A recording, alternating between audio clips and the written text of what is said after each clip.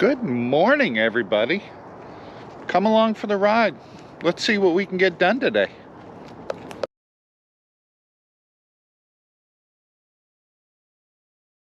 I'm going to show you guys what the project is today. As you can see, I got an empty barn. So today we are going to be packing the barn for winter. It's not very often you can do it when it's this warm out, so that's a plus. We have some fields that need to get plowed, but apparently hunting is more important than plowing the fields when the weather is good. So we're gonna wait till after hunting season because the landowners want everything plowed after Thanksgiving. Well, today's supposed to be nice, tomorrow's supposed to be nice, then after that the weather goes downhill quick. So who knows if I'm even gonna get any plowing done. So, but that aside, what we're gonna do is we're going to put the head sideways here in this corner, the grain cart here in front of the head, and then the combine will be parked in front of this door sideways. Over in that corner, we're going to put the planters, and then the sprayer, and then the red semi will be alongside the planters and between the planter and the head. And then the 8430 will be in front of the sprayer over here. And then we kind of just weasel whatever we can get in between everything else. We like to keep the very center of the barn open. So if we've got to back a semi or something in here in the wintertime, we've got room to do that.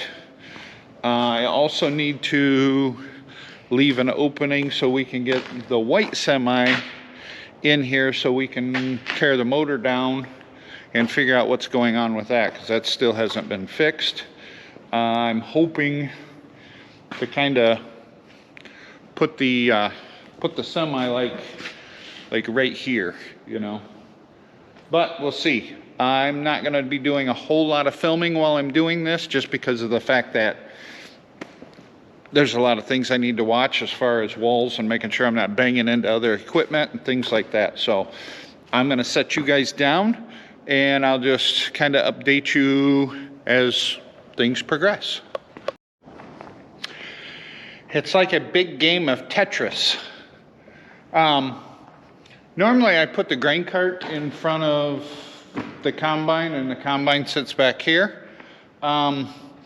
But the duals on the combine are wider than the grain cart, so I had a big open void there. So what I decided to do was shove the grain cart in this opening back against the wall, pull the combine all the way up, and then that leaves me enough room to parallel park the big tractor right there after we get done plowing. So I think I'm going to stack some stuff underneath the sprayer. I've already started doing that. And then I'm going to pull the red truck in right here alongside the sprayer, and then that leaves in front of the red truck open for whatever we want to tuck in here. And it leaves the center open for parking semis in here or whatever we need to do. I also need to get battery tenders on these things and put the ozone generators in all the cabs. We do ozone generators in all the cabs. That way it keeps the mice out. The mice can't breathe with the ozone generators inside the cabs, so they don't go in there at all.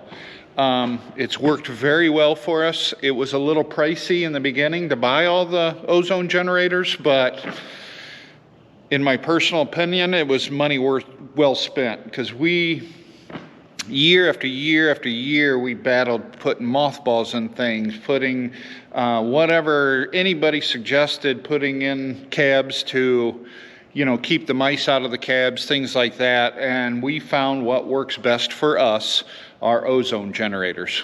We plug them in, run a power cord in through the cab, plug them in, they just run all winter long. And we have little Black & Decker battery tenders that we hook up to the batteries and plug those in as well. So The batteries will trickle charge all winter long, and once the batteries are full charge, then they just turn off, and then when the batteries start to drain down a little bit, they trickle charge them back up again. It's worked very well for us. We haven't really found that it's that big of a difference for price of electricity down here in this barn for the winter time, and it saves for a lot of headaches in the spring of dead batteries, mice chewing wires and cabs, things like that. I just dug out my big old box of ozone generators and battery tenders and extension cords and everything else. So now I gotta untangle this rat mess. I got the combine tender on it, ozone generator in it. Sprayer's got the tender on it, ozone generator in it. Same with the tractor here, the 8430. As you can see,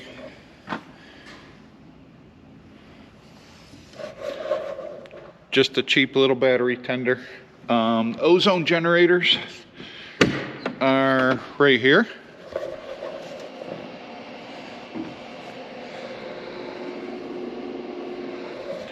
And how you can tell they're working is they have a fan on them, and then you can see the light inside there, that blue light that says it's working. I can already smell it in here working, so that's a plus. And I just run the cord out through the door here, and we plug it into, we bought a bunch of these little 3-way adapters. You know, you plug it into an outlet and you got a 3-way there.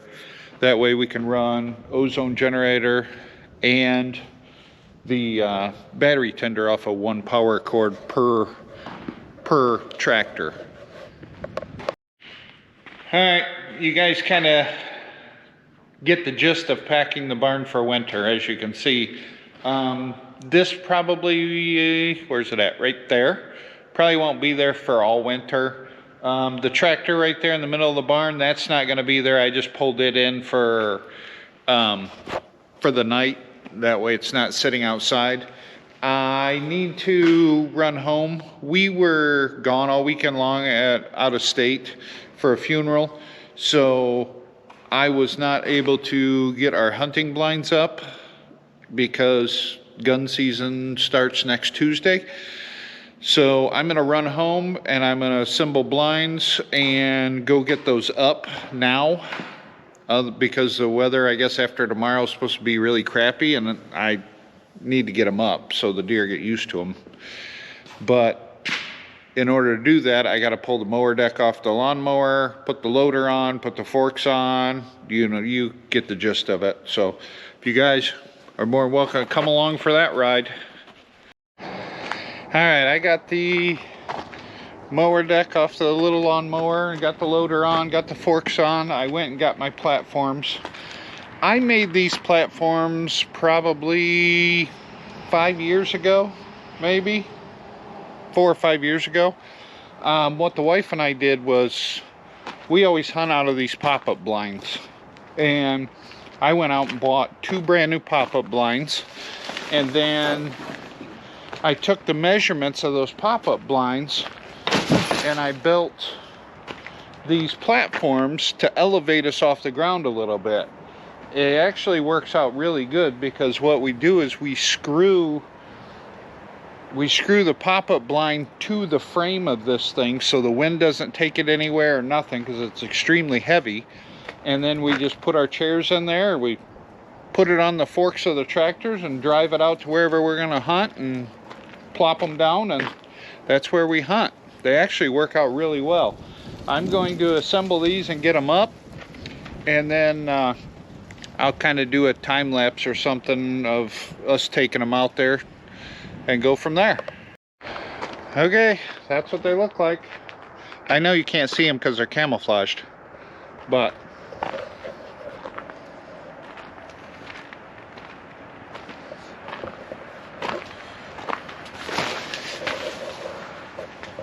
and we got rolly chairs. I flip those upside down just so they're not moving around when I'm carrying it out there, but for the most part they're about 2 feet off the ground, and then it gives you a nice platform. The inside stays dry. You can roll the chairs around in there and not worry about it. You can move easily, and you're not in the mud. That's what makes it nice. And where we hunt back here, it's kind of like some rolling hills. So with this being elevated like 2 feet, it's just enough to where we can see just over that ridge. So it works out pretty nice. I guess now we need to put them on the tractor and take them out there.